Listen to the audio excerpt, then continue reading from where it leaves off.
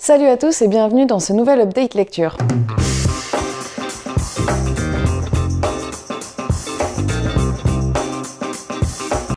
Aujourd'hui, je vais vous présenter plusieurs choses. Mes lectures que j'ai pu faire cette semaine, les lectures que je vais faire dans la semaine, donc comme on est mercredi, que j'aurai déjà commencé. Et je vais également vous faire un tour de tous les livres que j'ai sélectionnés pour faire ma pile à lire du mois d'avril. Et je vous invite, comme la dernière fois, à me dire quelles ont été les lectures que vous avez appréciées ou pas. Et comme ça, du coup, ça m'encourage à aller vers certaines lectures. D'ailleurs, je vais commencer donc par une lecture que vous m'avez conseillée et que j'ai fait en lecture commune avec l'une d'entre vous. La première lecture que j'ai terminée cette semaine, c'est La ferme du bout du monde de Sarah Vaughan. C'est un livre que j'ai eu à mon anniversaire et que j'avais pas forcément prévu de sortir tout de suite de ma palle. Et en fait, suite à vos conseils sur la vidéo que j'avais faite, alors la dernière fois c'était sur un vlog, sauf que j'avais montré ma présélection dans un vlog, sauf que là le vlog que je suis en train de vous préparer est déjà un peu long, donc c'est pour ça que je me suis dit que j'allais le mettre sur l'update, la présentation de la future peut-être pile à lire. D'ailleurs, petite parenthèse, avec Camille des idées de mimes, on est en train de vous préparer une petite surprise pour le mois d'avril. Donc je vous invite à nous suivre sur Instagram. Alors elle, son compte, c'est les idées de mimes. Et moi, c'est Charlotte au livre tricote. On tease un petit peu toute la semaine. Et samedi, on vous dévoilera vraiment le projet qu'on est en train de préparer. Mais voilà, ça a un rapport avec les livres. Préparez-vous. Donc je reprends sur ma lecture en cours, sur les lectures que j'ai pu faire cette semaine. Donc j'ai lu en premier La ferme du bout du monde de Sarah Vaughan au livre de poche et qui est sorti initialement chez Prélude. Ouais, c'est ça. Aux éditions Prélude. Alors, ici, je vais commencer par vous faire d'abord le petit résumé. On va suivre, c'est un livre avec une double temporalité. D'un côté, il y a Judith, non pas du tout, il y a Lucie, une jeune femme qui est infirmière dans un service de natalité. Et en fait, elle est mariée avec Matt. Et un beau jour, elle découvre que Matt, en fait, la trompe.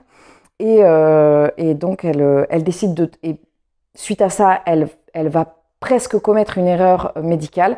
Donc, elle décide de tout plaquer et de retourner à la ferme familiale qui se trouve en Cornouailles.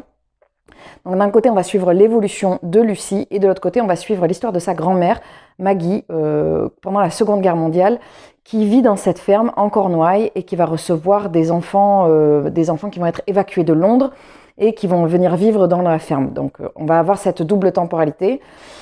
Évidemment, c'est chargé de secrets. On est vraiment dans un contexte familial un peu lourd. Voilà, alors moi, j'avais jamais lu de livre dans ce... Oui et non. Disons que j'avais jamais vraiment, je pense, lu un livre avec une double temporalité aussi marquée, c'est-à-dire c'est vraiment quasiment un chapitre Lucie, un chapitre Maggie. Par contre, au niveau de la construction de ce qui se passe, au niveau de l'intrigue qui se passe pendant la Seconde Guerre mondiale, ça m'a fait énormément penser à un livre que je vous attrape. Ça m'a fait beaucoup penser à Expiation de Ian McEwan. Et d'ailleurs, ça m'a donné envie de le relire. Alors moi, j'avais adoré le livre, j'avais adoré le film. J'avais pleuré comme une madeleine. Bon, là, j'ai pas pleuré, mais j'ai adoré... il a bien jauni. J'ai adoré ce livre, j'ai adoré cette lecture et j'ai été du coup hyper surprise parce que je m'attendais à bien aimer, mais je m'attendais pas à aimer à ce point-là. Ça n'a pas été un coup de cœur, mais j'ai vraiment beaucoup apprécié. Je me suis pas particulièrement attachée au personnage de Lucie dans le monde actuel, mais j'ai bien aimé quand même. Et j'ai adoré les bonds dans le passé, comprendre un petit peu comment tout ça a été se ficeler. J'ai trouvé l'écriture de Sarah Vaughan assez bien construite, la plume était assez fluide, donc vraiment ça a été une super lecture. Après je pense qu'il existe beaucoup de livres, il fait 470 pages mais il passe assez bien. Je pense qu'il y a beaucoup de livres qui sont un petit peu construits sur ce modèle, mais comme je vous dis, pour moi c'était plutôt une découverte, donc ça a été vraiment une très bonne découverte. L'autre lecture que j'ai pu faire dans la semaine, par contre là, ça n'a pas été la même.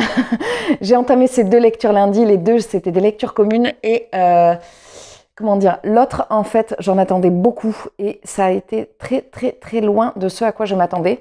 J'ai lu en lecture commune La mer sans étoiles d'Erin Morgenstern qui était aux éditions, chez Pocket et qui au départ était chez Sonatine. Alors en fait, je m'attendais pas à ce bouquin.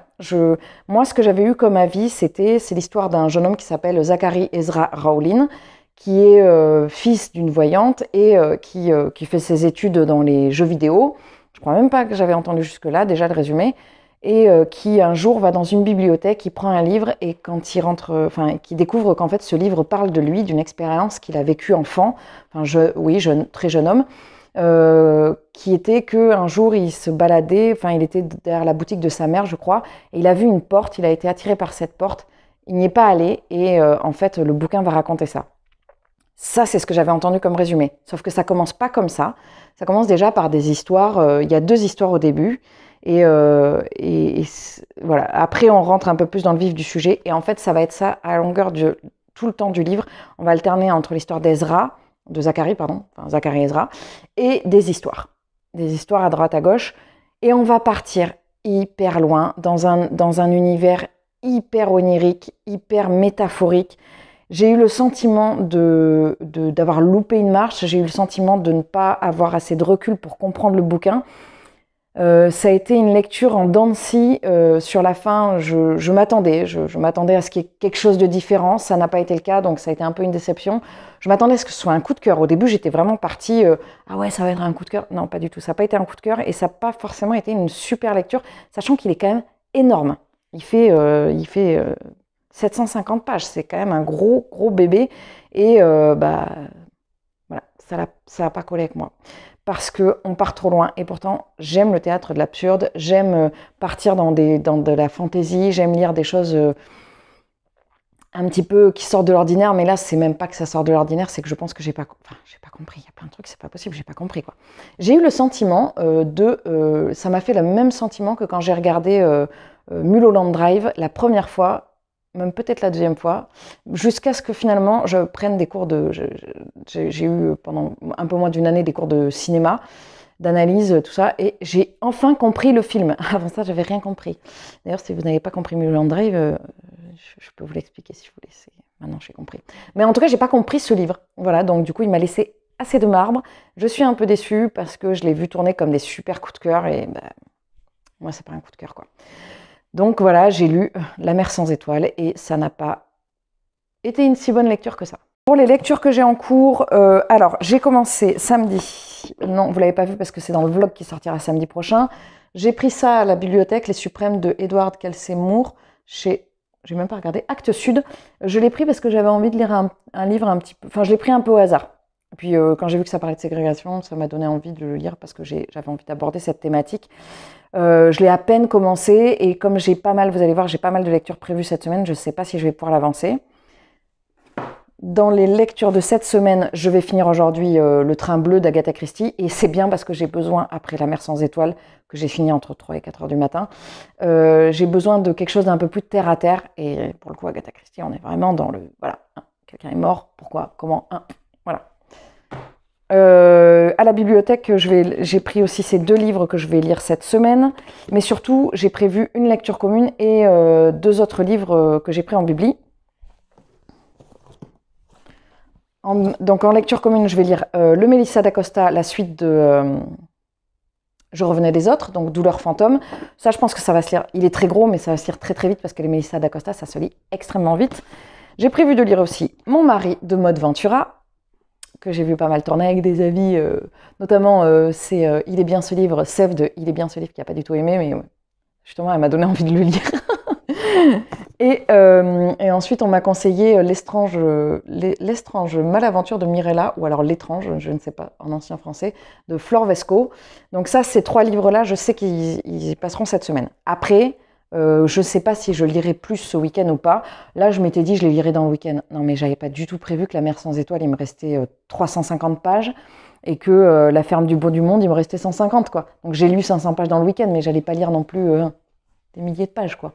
C'est déjà pas mal, des centaines. Je vais maintenant vous présenter du coup mes livres que j'ai présélectionnés pour le mois. Présélectionnés parce qu'en fait, en gros, je passais devant ma pile à lire et je me disais « Ah tiens, ça me tente », je le prenais, je le mettais dans ma boîte. Je vais vous montrer comment ça se présente. J'ai eu cette boîte à mon anniversaire et donc maintenant, j'ai décidé que je la mettais sur un meuble en hauteur. Elle est hyper lourde et que j'allais mettre des livres dedans. Vous voyez, c'est rempli. Et que à partir de cette présélection, après, j'allais venir choisir... Je les mets au fur et à mesure qu'ils me tentent et après, je fais le point avec vous et vous me conseillez ou non certains livres. Il y en a certains, je sais automatiquement que je vais les lire puisque je les ai programmés en lecture commune. Je ne sais pas trop où poser mon truc. Oh, c'est la cata. Voilà, j'essaie de les mettre près de moi parce que si je les pose à droite à gauche, après j'ai 3 heures de montage à faire. Voilà, entre chaque livre, il faut après refaire du montage. Donc, le premier que j'attrape, c'est c'est le final du Sorceleur. Donc là, il me reste 2 tomes. Celui-là, je sais que je lirai. Je lirai un tome. Alors, il paraît énorme, mais alors le Sorceleur, ça se lit quand même assez vite. Oui, en fait, il fait 900 pages. Il n'est pas si énorme, parce qu'il y a 2 tomes. C'est pour ça qu'il n'est pas si énorme. Je vais en lire un. C'est une intégrale, mais j'en lirai qu'un. Voilà, il y a la Tour de l'Hirondelle et la Dame du Lac. Et moi, je lirai uniquement la Tour de l'Hirondelle. Donc celui-ci, je vous le montre, mais c'est sûr que je l'aurai. Après, voilà. Alors après, j'ai Anne Perry. Alors, Anne Perry, j'en ai 4 dans ma pile à lire. Et là, j'ai vraiment besoin de vous, parce que je ne sais pas s'il faut les lire dans un certain ordre ou pas. Et donc, du coup, en plus, je ne sais pas pourquoi, les livres d'Anne Perry, je pense qu'il y a un truc avec les couvertures. Puis il y a un côté londonien, un peu glauque, voilà, ça me donne trop envie. Sauf que j'en ai 4 et que je ne sais pas par lequel commencer, donc j'ai pris celui-ci au hasard. N'hésitez pas à me dire s'il y a un ordre précis pour les lire ou non, si jamais vous avez déjà lu Anne Perry. Ensuite, j'ai un Manoir en Cornouailles de Eve Chase. Alors ça, c'est sûr, je vais le lire en lecture commune. Il est prévu en avril, donc je vais le lire en lecture commune si jamais ça vous tente sur le mois d'avril. Après, j'avais mis dans ma boîte, eh oui, Les 7 morts d'Evelyn Hardcastle de Stuart Turton. C'est pareil, celui-ci, c'est sûr, je vais le lire puisque c'est le pavé 2022, c'est celui d'avril. Si vous êtes intéressé, n'hésitez pas à m'envoyer un message. Il est trop beau celui-là. J'avais réussi à décoller la pastille. Cool, je ne me rappelais plus. Si jamais vous êtes intéressé, n'hésitez pas à m'envoyer un message pour que je vous mette dans la lecture commune. Je ferai un découpage sur le mois. Ah oui, j'ai mis ensuite Les hommes qui n'aimaient pas les femmes de Stieg Larsson. C'est le tome 1 de Millennium que j'ai depuis 872 ans et que je n'ai jamais lu. Oui, je n'ai jamais lu Millennium. Il y a une étiquette d'ailleurs. Donc du coup, j'ai prévu de le lire. Ça fait partie des livres que je voulais absolument virer de ma palle pour 2022. Parce que ça fait trop longtemps qu'ils y sont. Ah oui, j'ai celui-ci aussi. Demain et le jour d'après de Tom Svetterlich. C'est un livre que j'ai reçu en service presse d'Albin Michel Imaginaire. Je reçois très peu de services presse et du coup je voudrais exclusivement de la maison Albin Michel ou Albin Michel Imaginaire et j'ai déjà un peu de retard dans les services presse. Je ne reçois aucun message, je n'ai aucune pression, mais je voudrais quand même ne pas avoir de retard parce que c'est quand même des bouquins qu'on m'envoie gentiment, donc voilà. Il y a celui-ci. Ensuite j'ai celui-ci qui me... Alors celui-là c'est pareil, j'ai très envie de le lire. Parce que La traversée des temps, le tome 1 d'Éric Emmanuel Schmitt, parce que je vais à un salon fin avril, et un salon littéraire, et il y aura Melissa d'Acosta et Éric Emmanuel Schmitt. Donc celui-là, je veux trop le lire avant, parce que je crois que j'ai jamais lu cet auteur. Un petit Liane Moriarty, j'ai mis À la recherche d'Alice Love, parce que j'en ai lu quelques-uns, j'en ai lu 2, je crois, j'ai lu Le secret du mari et j'ai lu Petit secret grand mensonge. Je ne sais pas si j'en ai pas lu un 3e. Mais j'avais envie de lire un Liane Moriarty parce que j'aime bien cette autrice et qu'avec les beaux jours, ça me donne envie de lire du Liane Moriarty. J'ai mis ensuite Le Corbeau d'Oxford, le premier tome des enquêtes de Loveday Rider que je n'ai toujours pas lu. En plus, il est tout petit chez HarperCollins, il va se lire super vite. Donc, en fait, tous les livres que je vais vous montrer, j'ai envie de les lire, hein, forcément. J'ai mis Alabama 1963, puisque j'ai très envie de le lire, de Ludovic Manchette et Christian Niemiec. Je ne sais pas si je le dis correctement, je suis navrée si c'est pas bon. Ah, dans les Révélations 2021, il y a La mer sans étoiles. Pas pour moi. J'ai mis ensuite Vic de Ragnar Jonasson parce que je m'étais dit à ce moment-là, ah ouais, il faut que je les lise en avril parce qu'après il va faire trop chaud. Sauf qu'en fait, c'est déjà le printemps et qu'il fait déjà limite trop chaud, donc je ne suis pas sûre que ça soit... Voilà. J'aime bien, ça se lit vite. J'ai mis aussi Dans les eaux du Grand Nord de Yann McGear. Alors ça, c'est Camille des idées de Mims qui m'avait tenté avec sa chronique. Ça a l'air trop bien, il y a une série qui va avec. Marie-Antoinette, le tome 2, parce que au service secret de Marie-Antoinette, pas de répit pour la reine. Ça fait longtemps que j'ai pas lu des Cozy Mystery, donc je vois qu'il y en a plein en fait. Enfin, il y en a plein, j'en vois encore un autre quoi. Encore un Cozy Mystery, j'ai Agatha Raisin, le tome 3, Pas de peau pour la jardinière. Pareil, ça se lit très vite, voilà, c'est frais, c'est frais. Ensuite, j'ai Entre Fauves de Colline Neal. Alors celui-là, on me l'a prêté et en plus de ça, l'une de vous me l'a conseillé. Il a été conseillé par une amie, mais l'une de vous me l'a conseillé, donc voilà. C'est marrant, ce sont des petits livres, ils ont l'air énormes, mais la plupart sont petits. Alors quand je dis petit, ça veut dire moins de 400 pages. Parce que là, La mer sans étoiles, comme je vous disais, 750 pages, et La ferme du bout du monde, 450. Donc on n'était pas sur des petits livres non plus cette semaine. Retour à Whistle Stop de Fanny Flagg. Alors, j'ai envie de le lire en avril parce que j'ai lu Beignets de tomates vertes en avril de l'année dernière. Et en même temps, j'appréhende un peu parce que j'ai eu un coup de cœur pour Beignets de tomates vertes. C'est un de mes films préférés et c'est aussi un de mes livres préférés. Donc, j'ai un peu peur de lire la suite. Et j'ai mis aussi, le tome 2 de Potkin le Brave de Kieran Larwood parce que ça fait un moment que je l'ai, que ça se lit tout seul.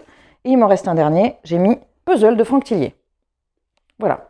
Donc, dans tout ce que je vous ai montré, si jamais vous voyez des titres, alors déjà d'un que vous avez envie de lire en lecture commune, n'hésitez pas à me le mettre en commentaire.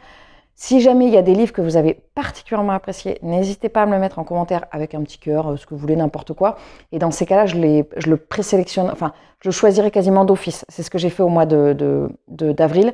J'ai pris en priorité ce que vous me recommandiez. Alors, c'était super, j'ai adoré, merci beaucoup d'avoir joué le jeu. Donc n'hésitez pas à me le refaire et comme ça, je le mettrai dans ma pile à lire que je vous présenterai du coup la semaine prochaine. Puisque la semaine prochaine, on vous aura aussi présenté ce qu'on a à vous dire samedi. Donc du coup, je vous présenterai ma pile à lire la semaine prochaine. Je vais me taire avant de trop vous en dévoiler. J'espère que cette vidéo vous a plu. Je vous souhaite, en tout cas, je vous remercie comme d'habitude d'être toujours présent sur cette chaîne. Merci pour vos commentaires, vos pouces, vos abonnements. C'est toujours un vrai plaisir de voir que vous soutenez ce que je vous propose. Je vous souhaite une excellente journée, une très bonne semaine, un très bon mois, une très bonne année. Je vous dis à très vite dans un prochain update.